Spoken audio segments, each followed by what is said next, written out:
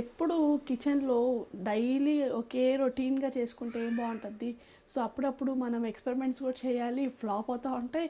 So variety వెరైటీవి prepare చేస్తూ ఉండాలి. So daily ఆలూతో ఒకే routine తాలింపు కాకుండా నా విధంగా నా స్టైల్లో నేనైతే ప్రిపేర్ చేస్తున్నాను. తగినంత ఆయిల్ వేస్తున్నాను, పోపు దినుసులు, ఇందులో ఇప్పుడు ఎర్రగడ్డలు, కరివేపాకు, కొంచెం బ్రౌనిష్ కలర్ వచ్చే వరకు ఫ్రై చేసుకుందాం. ఇప్పుడు మనం ఆలు వేసేసుకుందాము. తగినంత ఉప్పు వేసుకుందాము.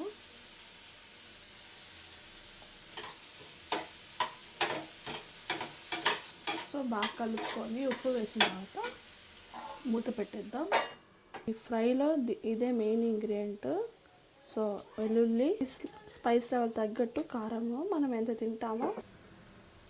సో ఇదిగోండి, ఇప్పుడు ఈ పౌడర్ అయితే ఇందులో సో పచ్చి వాసన పోయేదాకా బాగా కుక్ చేసుకోవాలి. ఇప్పుడైతే మూత పెట్టేద్దాము. సో చూసేద్దాం, మన ఆలు ఫ్రై అయితే అయిపోయిందండి. చూడండి, బాగా కుక్ అయిపోయింది, మెత్తంగా అయిపోయింది బాగా.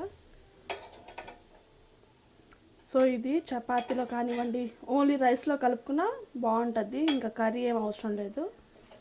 సో నా రెసిపీ అండి ఇది, మీరు కూడా తప్పకుండా ట్రై చేయండి.